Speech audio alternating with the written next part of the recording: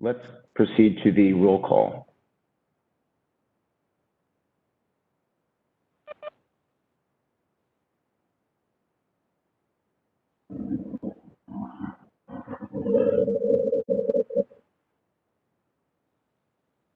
Are you there, Sarah?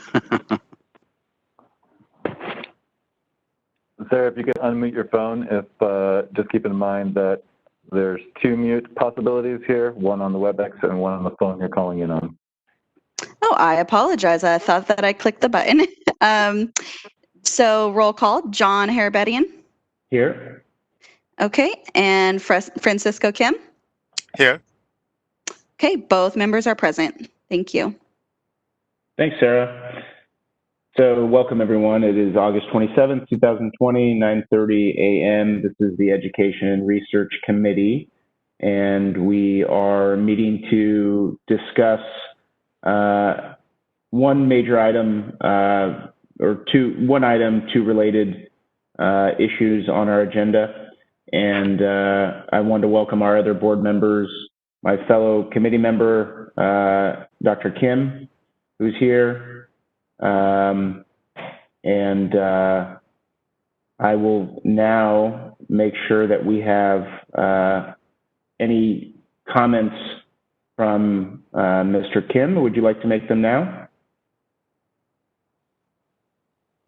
No, I don't have it. Okay, thank you. Okay, we'll go on to item number 3, public comment for items not on the agenda. Any public comment?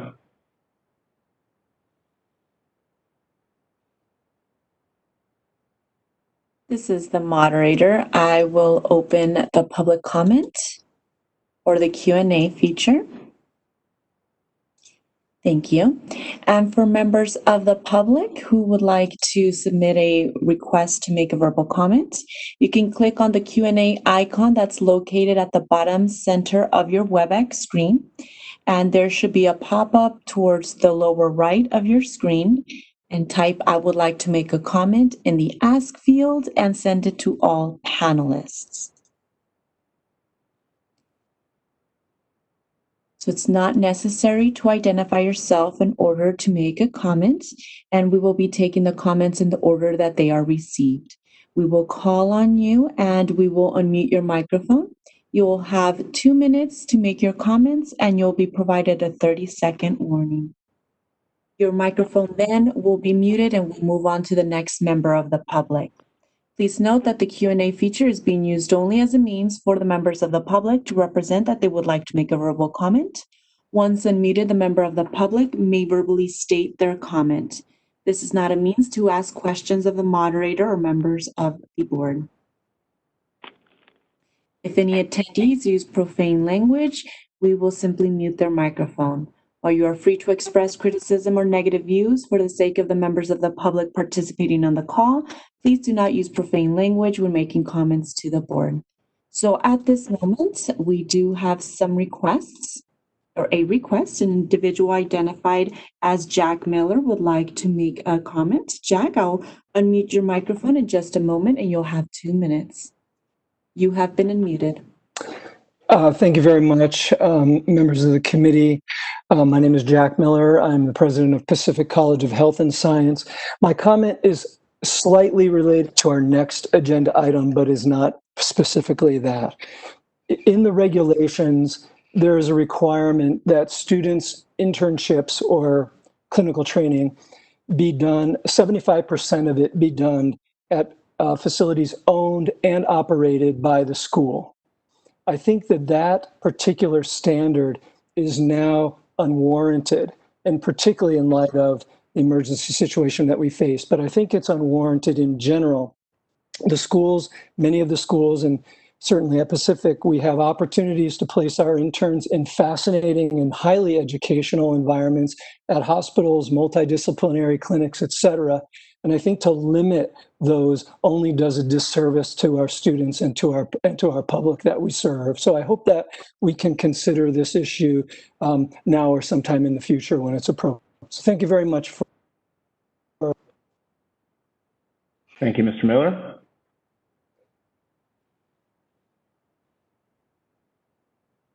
No further requests were submitted. Would you like me to close the Q&A feature? We can give it one more minute, but yes, as soon as it hits 9:36, I'll just make sure no one else is looking to make a comment. Thank you.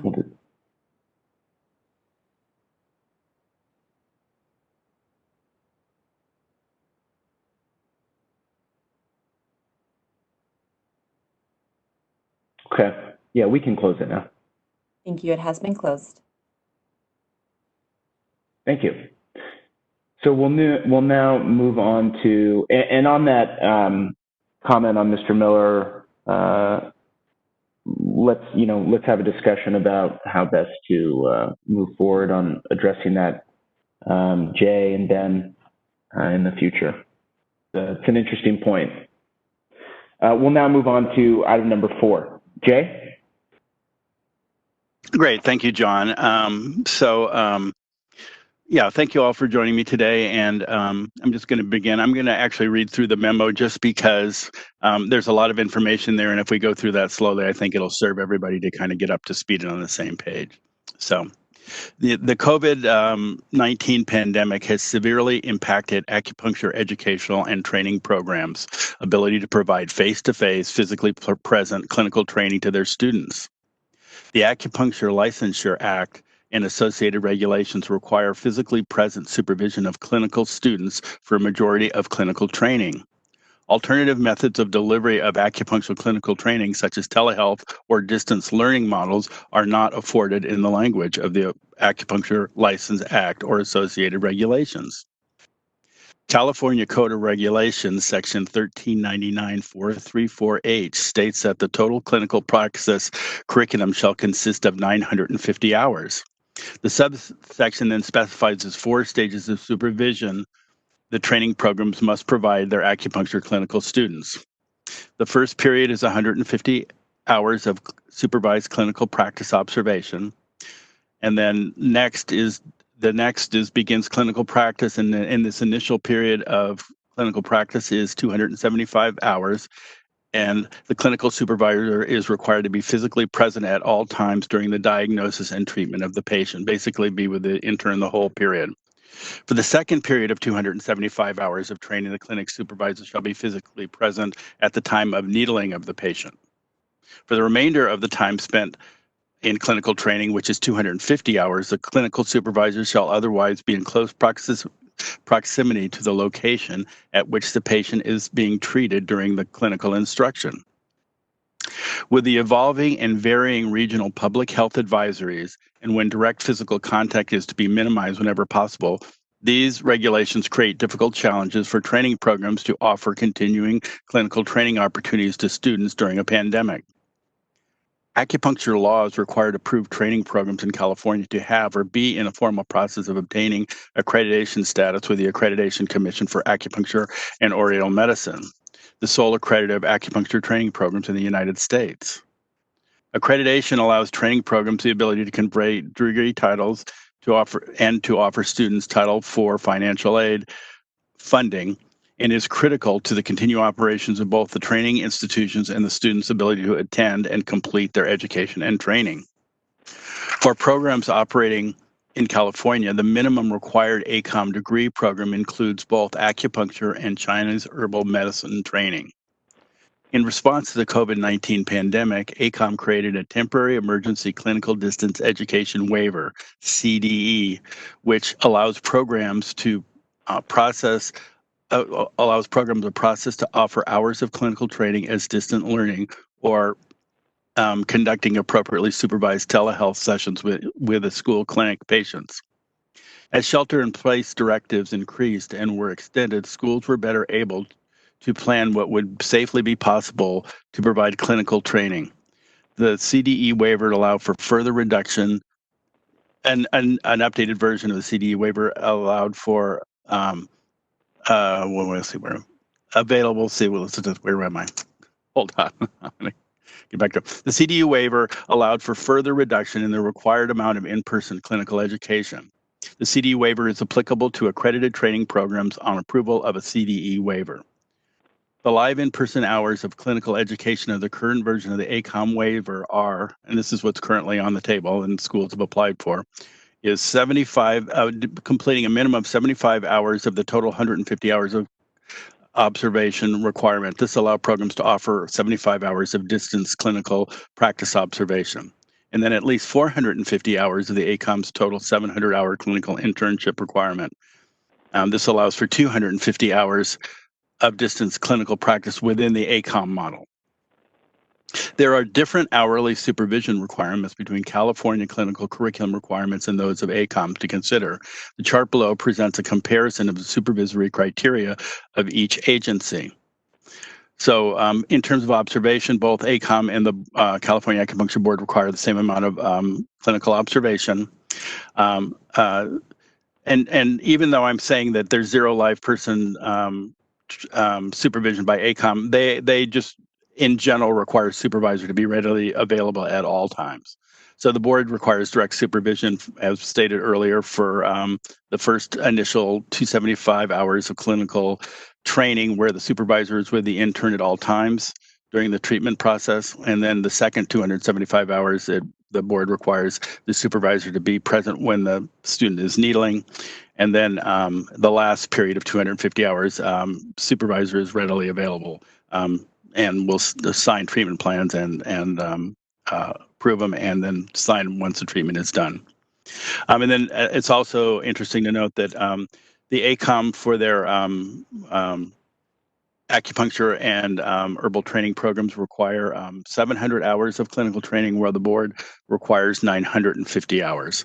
So that's where there's a little bit of a difference where the for the board it would be allowing up to by requiring 450 hours, if we're defaulting to the ACOM waiver standard, would allow schools to allow up to 500 hours of distance clinical education. So for the California Acupuncture Board to allow any inclusions of distance education, the board would need to have a vehicle to allow the ability to waive physically present regulatory requirements. Governor Newsom's Executive Order N3920 makes it possible for the Department of Consumer Affairs regulatory boards to request temporary waivers of both laws and regulations. To date, board staff has created a waiver seeking an exemption of regulations that would allow the board to align with ACOM in providing to allow students to complete required hours and board-approved curriculum. The only change the ACOM clinical distance education waiver would enable is the allowance of a limited number of hours of clinical distance education learning as stated above. The acceptance of the ACOM waiver criteria would not change the current total required hours of training contained in the existing board-approved curriculum. One of the challenges is that ACOM waiver requests have evolved as the extent and scope of the impact of the pandemic has changed. The initial proposals were met by requests from acupuncture training programs to both the board and ACOM to allow for the inclusion of more distance education hours. Due to the significant change in the required live supervision curriculum hours in unprecedented circumstances of COVID-19 pandemic, board felt the issue should be brought to the board's Education and Research Committee with a request that the committee make recommendations to the board on further action. Okay, thank you, John. And I think we should move to comments from the committee members. Thanks, Jay. I have a few questions, but I'll let Francisco go with any questions that he has first. Francisco? Yeah, I get some feedbacks on this country request from school. I think they are having trouble have those supervisors or the students see patients. So I think it's necessary to consider those factors and situation. But at the same time, we are challenging, not just the education part, but the practice part. When you are in the actual practice, you have to see the patient if you want to proceed with your living and all this career. So it's like this, war situation, combat field, and somebody has to be there anyway, right? So of course, over there it's dangerous, and then you don't want to send them, and you just want some distance training, and then have them put on the field. I think there is some consideration to for that. And then another thing is, I hear about at least 30% of acupuncture practice is going to close down. And it's not just only because of this pandemic, but also their practice was really on a weak patient base, and I think it's going to be harder in the future. So if you think about those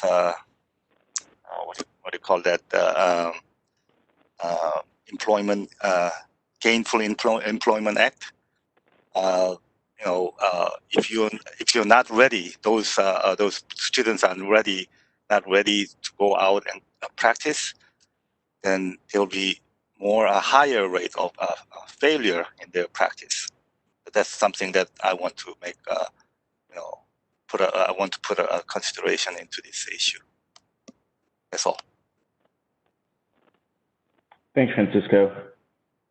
I think you cut out at some point, at least for me in there. I'm not sure exactly what got lost, but I do have a few questions for staff and some thoughts. But first for the questions, Jay, if we were, as a committee, to recommend not actually adopting the waiver to adhere to the ACOM exemption, how exactly would that play out? So, the board says, no, we're going to stick to the regulations as drafted and as they currently stand. And then AACOM would have the emergency waiver in place. What would happen to students in schools at that point if there were no agreement between the board and AACOM on this issue? Okay, John, I can address that question. If the board doesn't go along with that, first of all, right now, the pandemic and the impact of this started back in March, right? And it was as the memo stated, it's a very fluid developing situation. And so I know for a fact all the training programs in California have applied for these emergency distance waivers. And I know before the pandemic, many of them didn't even have a distance education plan. So they were kind of really quickly brought up to speed into that. And so that's moved forward. The other piece of information that's important to note is when the transcripts come through of them completing their education, there's no requirement to show the difference of the education that they've received to reflect any of this waiver information. And since AB 1246 or SB 1246 passed, ACOM has become the board's site visit authority that goes there. So we don't have a way right now to even verify what's going on with clinical training directly. So those are some challenges with it. Now, going with your scenario, if we go with our regulations, we could try to push on the schools and start turning over graduations and things like that. I think that would be quite chaotic to do that. So but I do understand that there is concern. When we're changing the format of our clinical training to such a degree, and the only way I've been able to justify it is that there's no really clear information on how this is, except it's just really making an adjustment during the pandemic, right? And this is a very temporary situation that when the pandemic lifts, it'll go away. And again, this is exactly why we wanted to bring it to the board, because the need is great and the ship has sort of sailed a bit on it, and we're really clear on what's going on right now.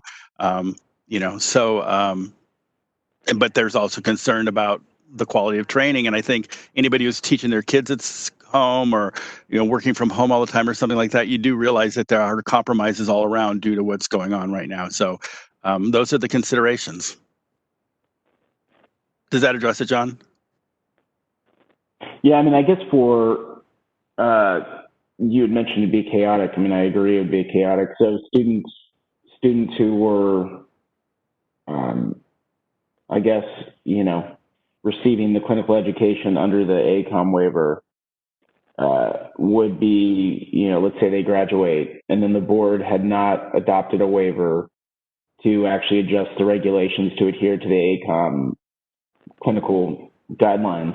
What would happen then? I mean, what happens to a student? I get the point that we don't really know.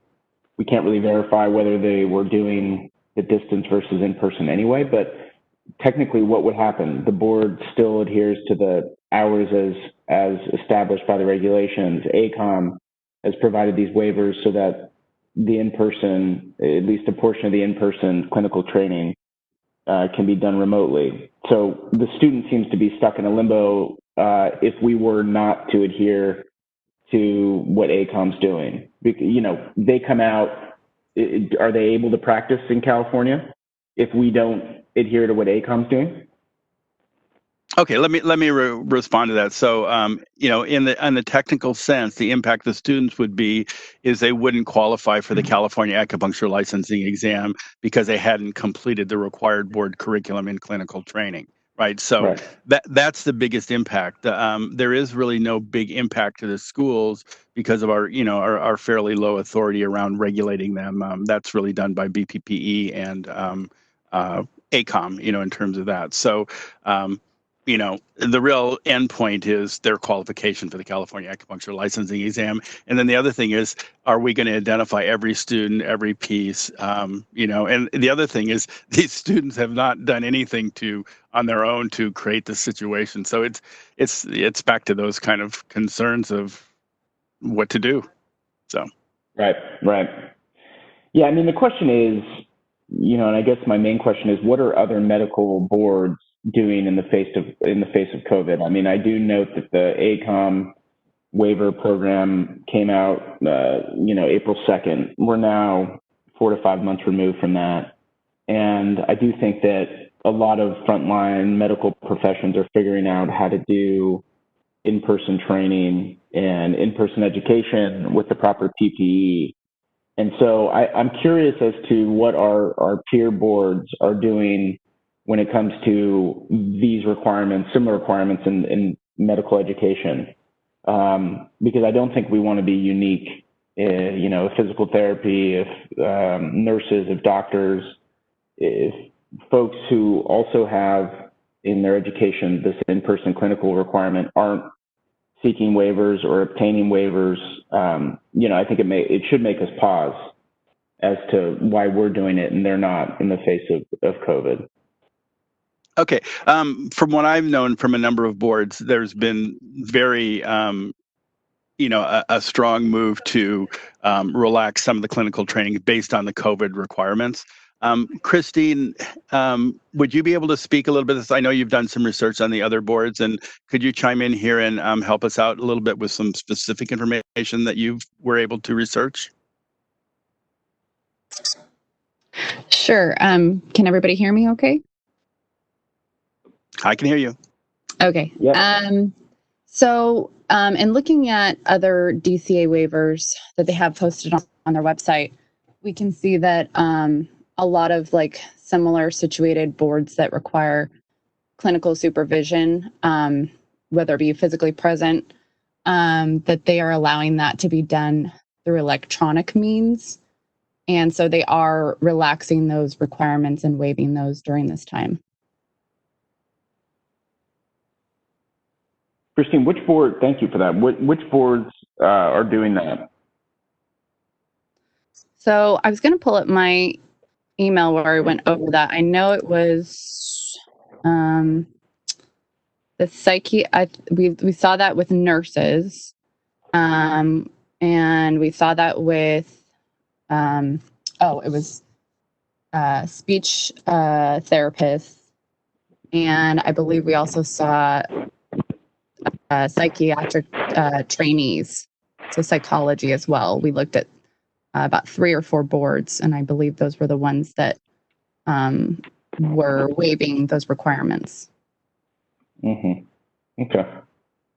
Do we have any boards that administer the direct provision of medical services physically to patients? You know, I mean, noting that, you know, this is a practice that requires, you know, needling and other potentially harmful, you know, if done improperly, harmful practice methods. I mean, you know, the nurses that's an interesting one. That's good to know. But for speech therapy, for example, I'm just not sure that's necessarily as analogous. So do we know what the doctors and other similarly situated medical professionals are doing? Yeah, I would have to bring that up to cite that. You want to bear with me. It was. You know, I have a comment here too. Christine, why don't you go ahead and keep looking for that information, and I'll chime in a little bit.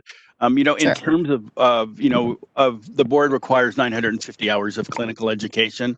You know, what's actually required to make an acupuncture student, from my experience, I would say it could vary from any possible number. So we don't really have a good beat on really what, or an agreed amount of, like, this is when you've been trained.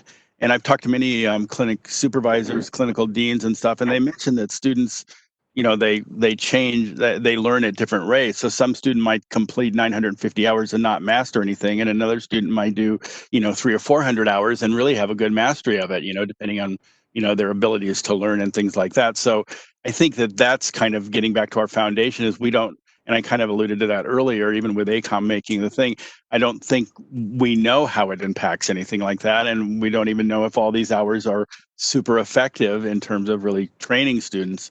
You know, so, I mean, I think this is a discussion to really take apart at a later date of, you know, how do we really, you know, vet and jury our clinical training to the point that we have, you know, we have an agreed confidence of this is when you've been trained, you know. So is it like this milestone model where you prove your abilities and things like that, and it's not just solely based on hours? So anyway, that's a big question to get out to right now. So yeah, you know, so I can't give you a definitive answer of, oh, you know, at 375 hours, we know they're good. And, you know, I was really reflecting on the ACOM piece, and I know that they were just in an emergency to keep the kind of the true business operations moving, because there was such an economic impact, and it was going to just affect, you know, many, like 60 programs and hundreds of students. And so it was just kind of this it's just like sending out stimulus checks. Do we know that's going to work? Well, you know, at least people went out and cashed them, right? You know, so that's what I have to say on that. So yeah, no, I think you know, that's helpful. So thank you. You know, I understand the business side of this, and from the school's standpoint, economic survival is something that is vitally important. So I think that is a critical consideration. It's not necessarily the consideration of this board. And I think to Francisco's point, I think we have to be fully, I think, dedicated to our mission of keeping patients safe. And I do think that the idea of new acupuncturists coming into the profession under, you know, lax clinical guidelines in a profession such as this it gives me pause. And so I do think that when this comes to the full board, I think we should have a very good sense of, one, the questions in my mind: why can't schools continue to provide the in-person clinical observation to the hours that are required by the regulations, using proper protective distancing and PPE protective equipment? It seems as though now, being 4 to 5 months into this pandemic, this pandemic isn't going away anytime soon, and a lot of professions have had to adjust to this within the medical professions, but also outside of the medical profession. And so I think the question is, why are we treating acupuncture education differently when other industries and other professions have found out ways to actually deal with this? And I think secondly, we do need to get to this question of what do we think the ultimate impact is going to be on quality of practice based on this reduction of in-person clinical observation. We're not going to know that now. We're probably not going to know it in 2 to 3 years, or maybe we do know it in 2 to 3 years, but it's going to be quite a time until we see folks coming out of education, starting practice, to know. And that's a scary predicament, because we don't want to put people at risk because of a pandemic, laxing educational requirements and rigor that ultimately are going to put patients at risk. And I think that is ultimately what we as a board have to be concerned about. So I get, in some ways the question is really, do we want to ensure that, for the sake of the industry, that students who are currently in education programs continue to get their education so they can go out and practice? Or is the concern really that if and when these students are able to go and practice, they are fully prepared to become doctors and actually administer, really life-changing and life-saving services without having to compromise the education they receive? So I guess the jury's still out for me. I mean, I think that, frankly, because AECOM moved as quickly as they did, the horse is sort of out of the barn. And I don't think we have any sort of, at this point, choice, because I don't want to put students in limbo. I think our choice is really just, we have to probably adhere to what AECOM has done. But I do think it's sort of we've been put in a difficult predicament because AECOM, I think, acted on its own, and they had good reasons to do that. But if we don't adhere to that, then I think we do put, the students in limbo. Now, as a full board, we can discuss whether it's worth putting the students in limbo for public safety. But I'm not sure if we want to do that. So I think this is a difficult issue, but I think in some ways the horse is out of the barn. And that's kind of where I stand on it. Francisco, any final comments before we move on to item number 5?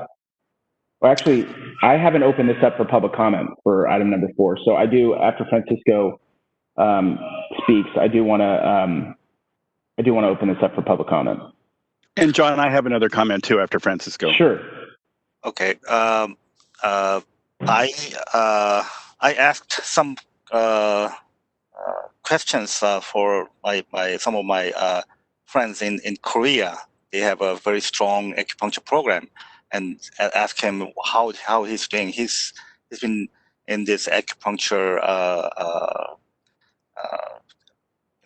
subject for a long time, and he said they broke down those the classes into 3 segments, and then they had all equipped with they followed all the safe guidelines with the PPEs and everything, and then have them finish their final exam on the point location. So, and then I asked one of the school in Vallejo DO school how they're doing with their school. As they have a clinic rotation in the outside of clinic, and they didn't want to comment because I think they couldn't come up with a good solution. And then whereas there is a new DO program in Fresno opened in July, 70 of the new class has to be on campus mandatory. So I think it's a matter of how much they dedicate to their their education, and also capacity they can handle all this situation. So yeah, this is a very big problem and a difficult situation, and we don't know when it's going to end. But we cannot just say, okay, if you have a problem, we will waive you this and that. Then some schools can come up with solutions, I believe. So maybe we can put it into the more like a in-depth and more long-term perspective discussion. That's all.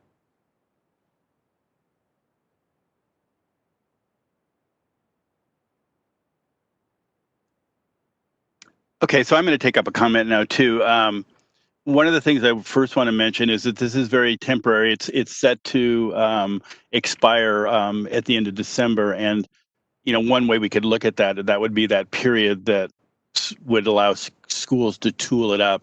And based on Francisco's comment, I have talked to a number of programs that have been able to, continue, live actual treatments of patients and have brought, the right amount of public health protection into their clinics, right?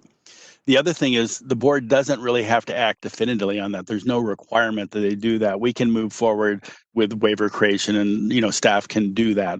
Although we would prefer to work with the board and have the board be known. So one of the options would be to, request that staff come up with a little bit more research to do the committee, and we can have some follow-up committee meetings to work through the issue, and also involve the committee as we create a waiver, and have the committee at least be part of the waiver creation process. And before it's finished, if it's determined from the research and what comes up, we can come to the full board with our concerns. But I do think, as both of you alluded, it's a bigger problem than this, and this is kind of squeezing out some of our problems in clinical training. For example, the non-alignment with the accreditor, or the ability for the accreditor to turn on a dime, the ability for the board to be really slow and like the Titanic turning. So, those are all considerations that we need to go forward. So I think this does open up, a kind of a bunch of tasks for us to untangle and unwrap and address right now. So, and all of our programs are aware of it right now. So that was my comment. Thank you. I'll open this up for public comment. Member Harbin and Chair Harbin, and before we move to that, I do see that the Executive Director for ACAOM is on the meeting and is available to comment. Can we provide him an opportunity to discuss this? Absolutely, yeah. We can just do it as I'll just recognize it as the first comment in public comment. And he can have as much time as he wants. Thank you. This is the moderator. I will unmute the microphone at this moment. That's for Mark McKenzie. Thanks. Correct. Yeah, great. Thank you. This is Mark McKenzie. Are you able to hear me okay? Yes. You're good. Great, thank you. Well, first, thank you for having this discussion, and Jay and Ben, thank you for the work that we've done together. One thing that may help the board members is that ACOM's waiver really is only waiving the allowance of distance education technologies. So if you think about it as a methodology, so instead of face-to-face, we're allowing institutions to utilize distance education technologies during this pandemic. We aren't waiving any requirements. We have not dropped any hours. We have not dropped any competencies or anything else like that. So when I totally understand the concern about student competencies coming out of clinic, every school that is approved by ACOM still has to demonstrate that those students have the competencies that are required regardless of the methodology that is being utilized. So I just wanted to make sure that that was clear in your minds. We haven't changed any of those requirements at all.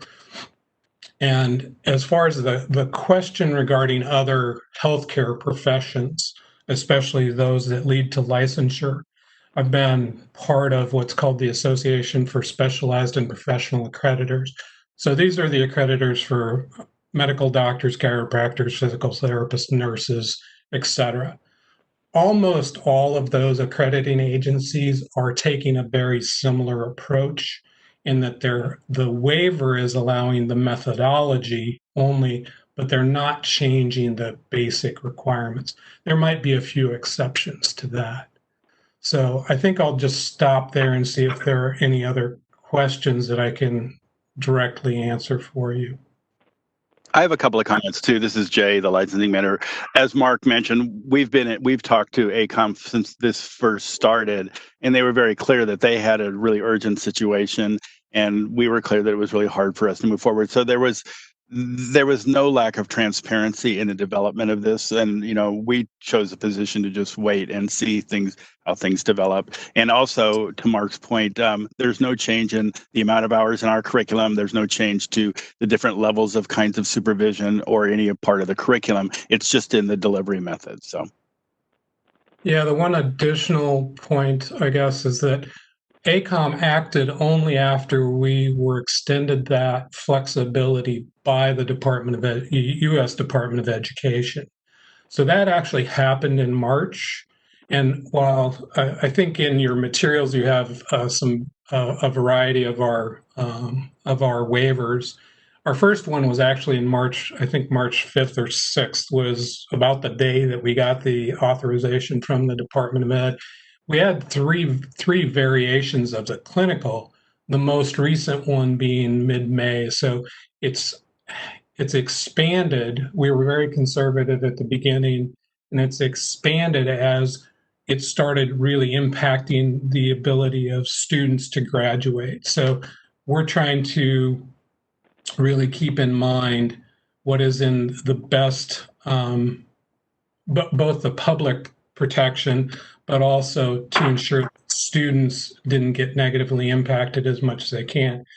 Unfortunately, I think we're also getting to a place here in August and through the fall where a lot of these students are going to start to get impacted. Those later on in their program, they may be starting to hit those thresholds that we have as far as what we're currently allowing. So we've received recent requests that the commission needs to look at in terms of our current thresholds. So, but it is a moving target, and a lot depends on what ends up happening with the pandemic and then the various state responses this fall. So I'll stop there. Thanks, Mr. McKenzie. It's very helpful, and I think we as board members are very aware of the dynamic, and it's not easy. So, I think that we're just going to have to keep, as a board, especially as the full board, when we discuss this, I'll be interested just to know, the learning process within the profession as the pandemic has progressed, what has happened, as these schools and the education providers have worked to get used to this new normal, because I do think that I do think this is going to be something that we're dealing with, for potentially an extended period of time. So I do appreciate your comments.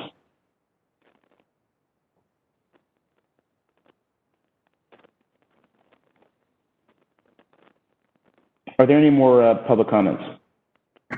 So this is the moderator. I will open up the Q&A for public comment. Members of the public, if you would like to make a comment, click on the Q&A icon located at the bottom center of your WebEx screen.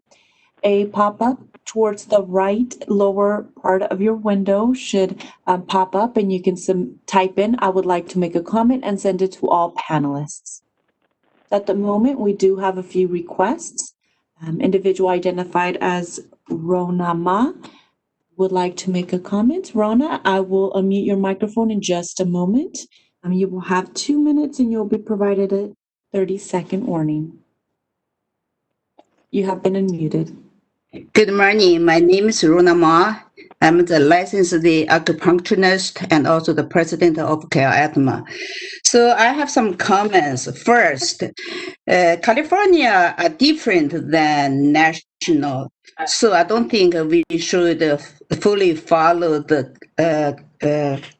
ACOM's guidelines because especially like in the workcom, licensed acupuncture same as the physician. Second, I will let the board know MIEC, that is the malpractice insurance. On last year's report, the sexual harassment cases go down, but the Rex is the case is increased. And also I want to share experience when I see my doctors, that is orthopedic doctors. And usually he have some intern with him, 3 or 4. But last week when I saw him, that is only 1 intern. They check my temperatures. They put their face shield and face mask. I put my face mask. And 1 intern go with the doctors. They check that because I have an injury. And the rest they watch go by the Zoom. And also I heard, that is only affect to the student because if they cannot fulfill the 950, probably they cannot take the examination. I think probably we can let them to take the examination anyway, hold their license is non-active. Because since we cannot see the patient right now, so after the pandemic situation got improved, they fulfill the requirement, then active their license. And finally, that is, I want the board. And this is the moderator. The 2 minutes are up, but I didn't provide you a 30 seconds. So if that's okay, I'll give you the rest of the 30 seconds. This is my last one. For the safety of the consumer, this is only the temporary decision. When the panic situation is improved, clinic training should be resumed as before. Thank you. Thank you. And just as a reminder, if you would like to make a comment, submit I would like to make a comment in the ask field. And we will be taking the comments in order that they are received. So if you haven't been called on, we will get to you. No need to submit multiple requests.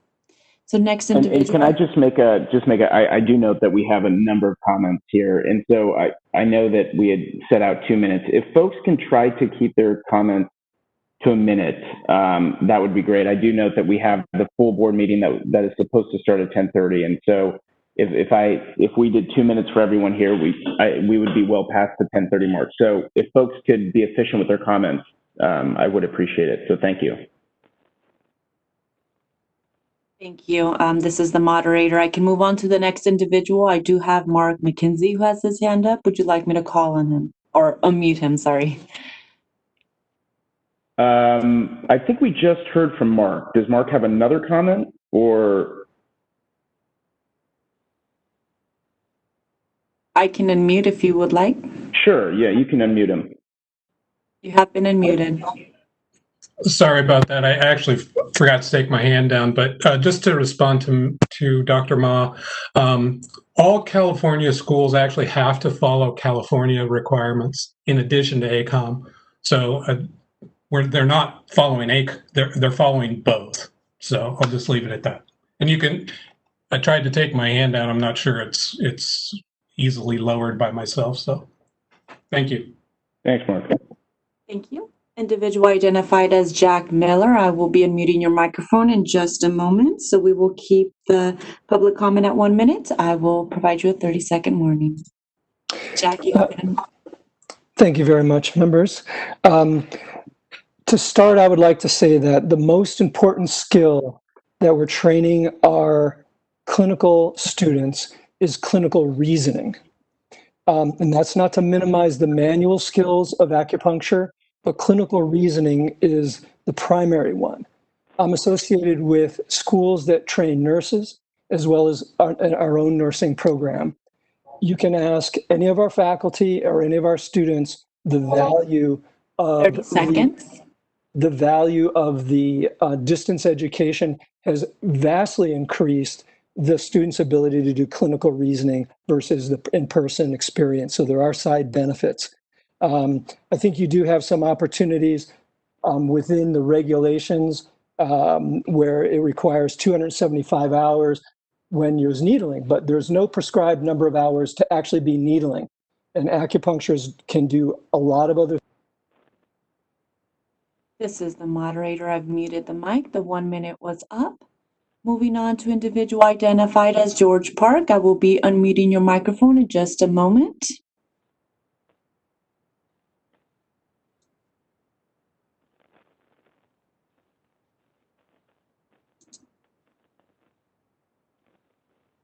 And I do not locate George Park in the attendee list, so we will move on to the next individual identified as Anyork Lee, and I apologize, I've mispronounced that.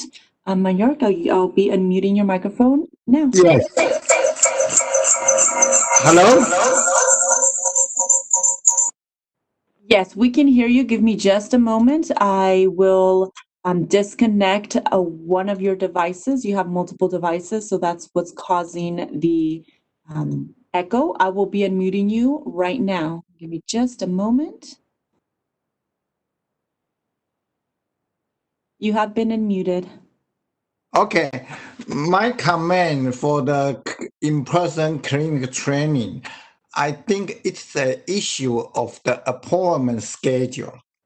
As long as the student, the supervisor, and the clerk in the space is less than 10 persons in a unit, I think that is still applicable.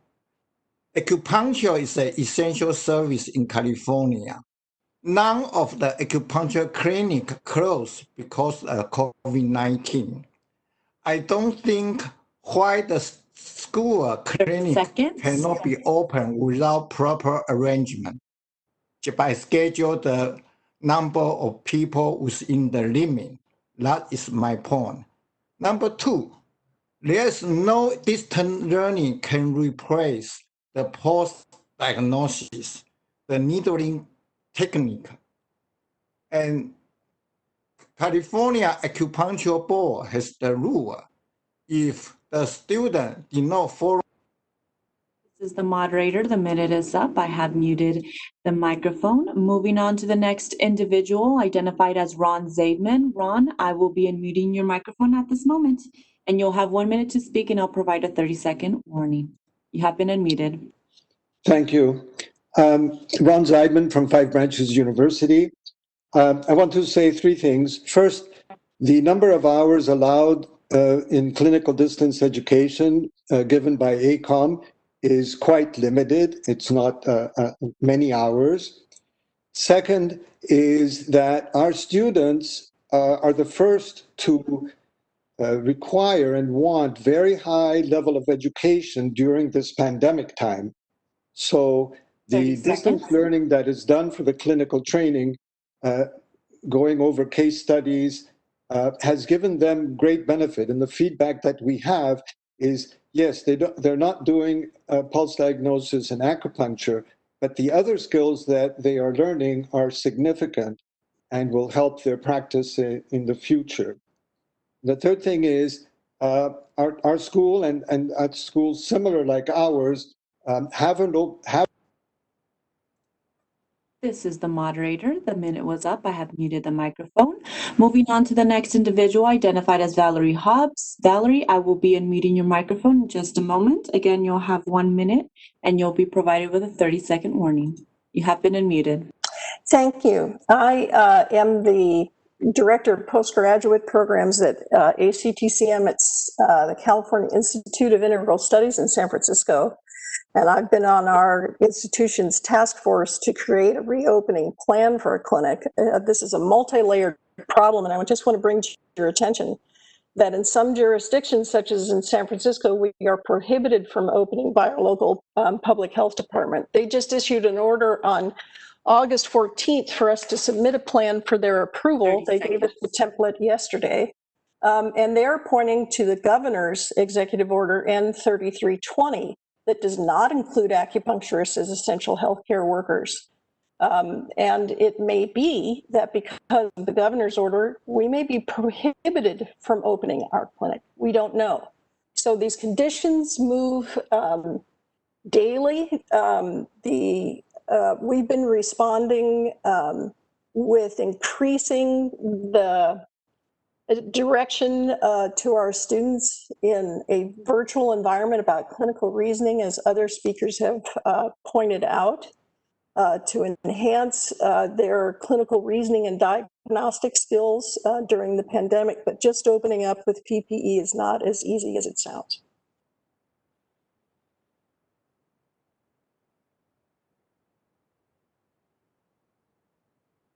So I have a little point of order. I'm finding that the comments by the school administrators are valuable, and I'm a little challenged with them getting cut off just as they're sort of making their speech. So, John, would you consider allowing more? Well, considering that we're not, here's my thought. We're not taking action today. We're actually going to bring this in front of the full board for deliberation. So I think these comments are helpful. I do think that right now we are, because of our time requirements and everything else, I do think it's tough, because if I were to allow 2 minutes for everyone, again, we're just going to run over. So I do think that these comments should be submitted to the extent that they're cut off in writing to staff, and also they can make the comment when this comes before the full board. But I don't think this should prohibit any commenter from providing fuller comments in writing outside of this WebEx format, which is not ideal.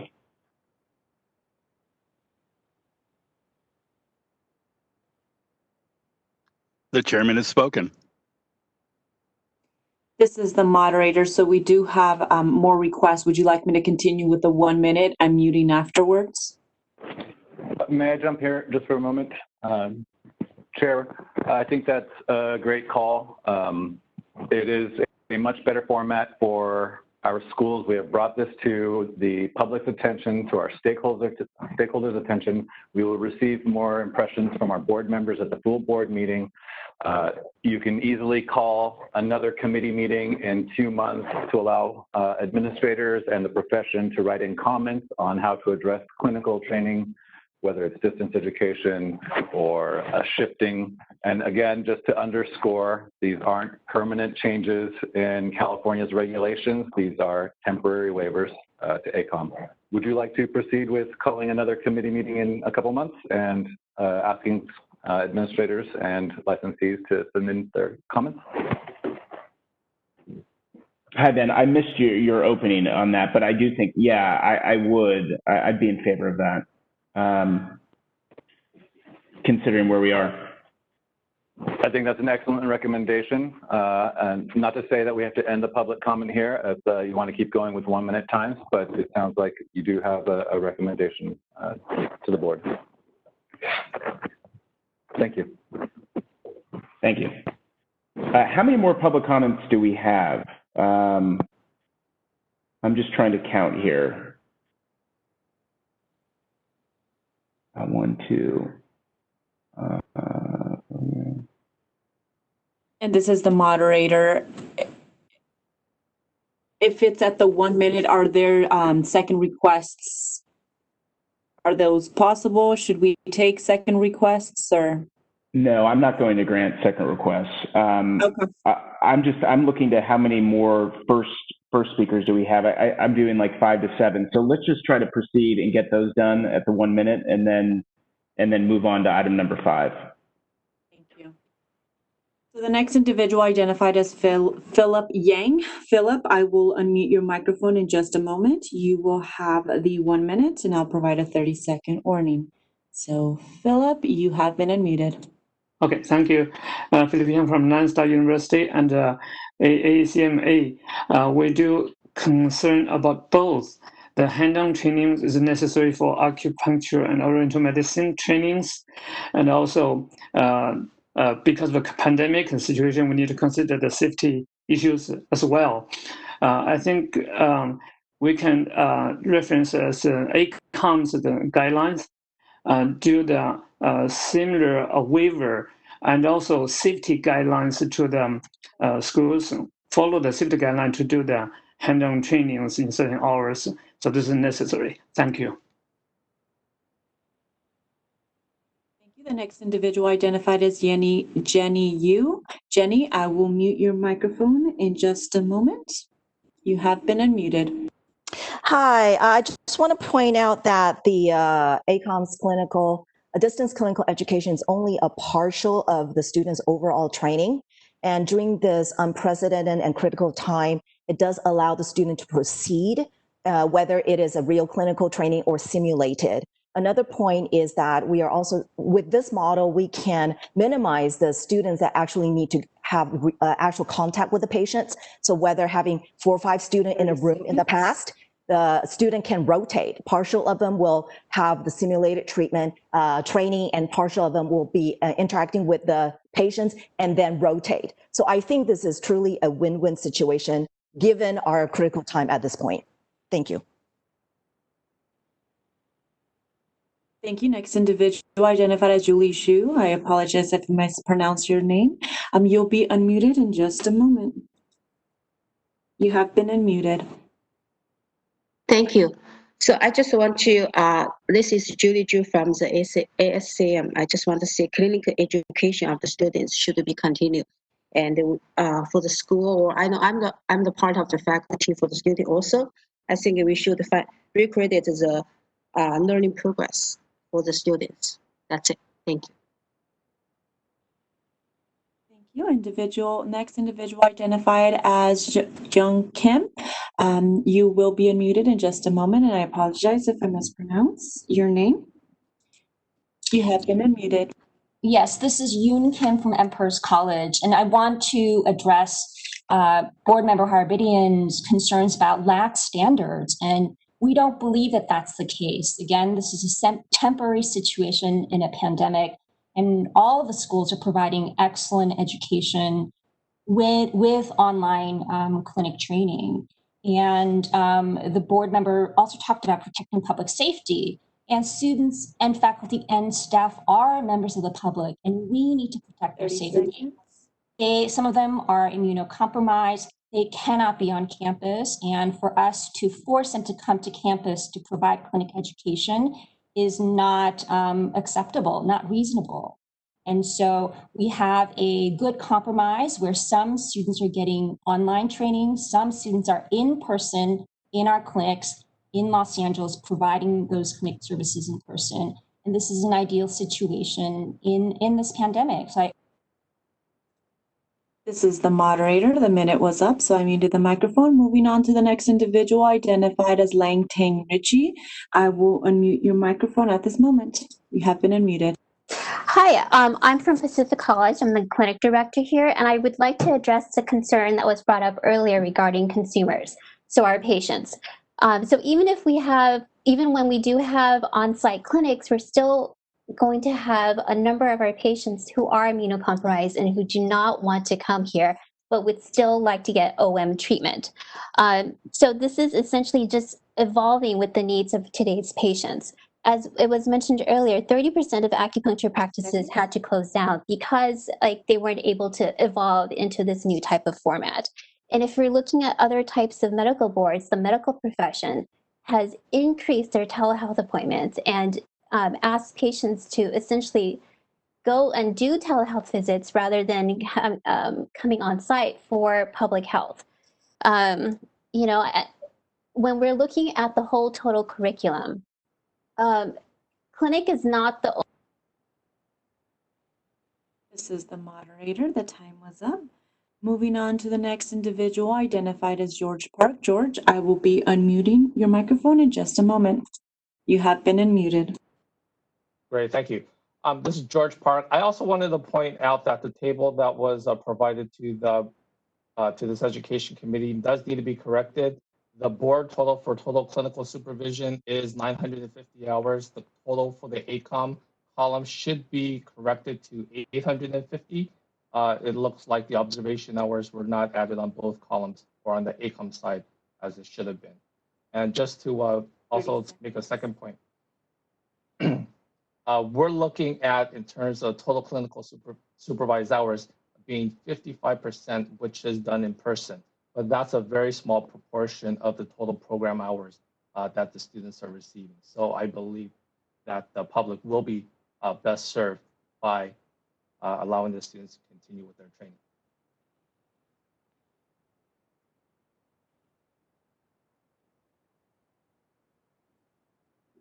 The next individual identified as Katrina Hansen. Katrina, I will be unmuting your microphone in just a moment.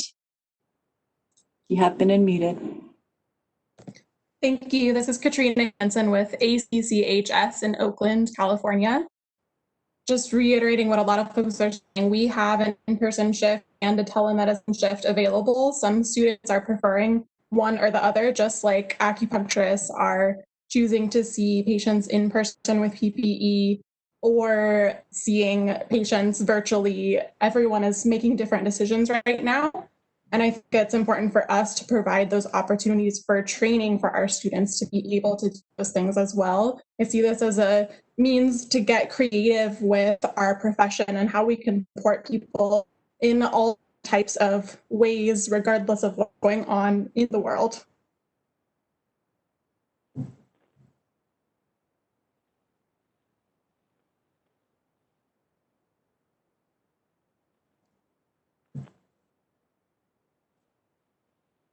Next individual, GK. I will unmute your microphone in just a moment. You have been unmuted. Hey, can you hear me? Yes.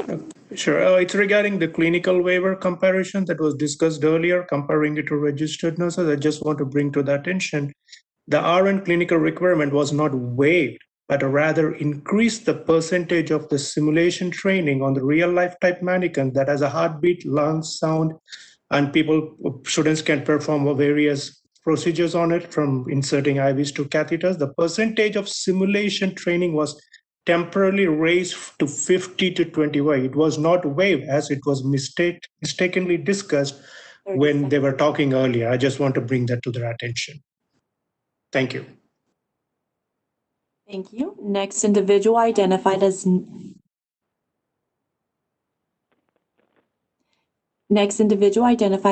Miller. Neil, I will unmute your microphone in just a moment. You have been unmuted. Mr. Harbidian, today is unprecedented circumstances, and I don't think that the format today is going to be enough time to really get at the heart of the matter. I know that the November meeting is a 2-day meeting, and this really should be discussed in a much deeper sense. We are essential workers, and we need to get that across to students. We need to get them up to speed. Hands-on plus safety are very, very important things. I just would advise us to move this discussion to another place where you can review the comments in a much deeper manner and make a more informed decision. Thank you. Unmute me, please. I'll mute you. Thank you. Those are all the requests that have been submitted. Would you like me to close the Q&A feature? Yes, please. And thank you to everyone for those comments. I think it was extremely helpful. And at this point, Francisco and I think it's clear to us, and I think our staff, that this is something that is going to require additional study, receiving comments from the community. And I don't think 1 to 2 minutes over this was sufficient. So looking to item number 5, which is discussion and possible recommendation to the board, I think really what we should do is table this item so that we can receive more input from the stakeholders, many of whom we heard today. So Francisco, my recommendation would be to call for written comment from the stakeholders, folks on this call, but also anyone who would like to weigh in to the board staff. Once we receive written comment, re-agendizing number 5 for a future board education and research committee meeting, that we can then bring to the board after that, because I do think that we need more time to have a fuller discussion on this item. Francisco and Ben and Jay, please feel free to weigh in on that proposal. I agree. Yeah, I totally agree with you. I have no reservations to that recommendation, John. Jay. I agree with that recommendation. To allow for a more informed decision and provide a venue for stakeholders and board members to review that additional time would be perfect. And we can send out a notice to our mailing list shortly after the board meeting, asking for public comment. We can also discuss next week additional forms, perhaps a stakeholder meeting. We'll review what would be the best venue to bring this information to the board. Excellent. Makes sense to me. And thank you everyone again for the comments. At this point, I will, Francisco would take a motion to adjourn to our committee meeting. Yeah, a second. This is Brett Chanyu, DCA Legal. So just to clarify the record, so is the committee going to table item number 5 for next meeting? Okay, just want to make that clear. Thank you. And so with that, we are adjourned. Thank you, everyone. We will, Ben, I'll hand it to you to inform the public what we're doing now. Thank you, John. We will go ahead and take a short break and be back. Madam Chair, can we recommend that we do a 15-minute break and start at 11? Yes, thank you. Certainly. Let's take a Members of the 15 public. minutes. So called. The committee meeting ended at 10:41. Thank you, stakeholders and board members.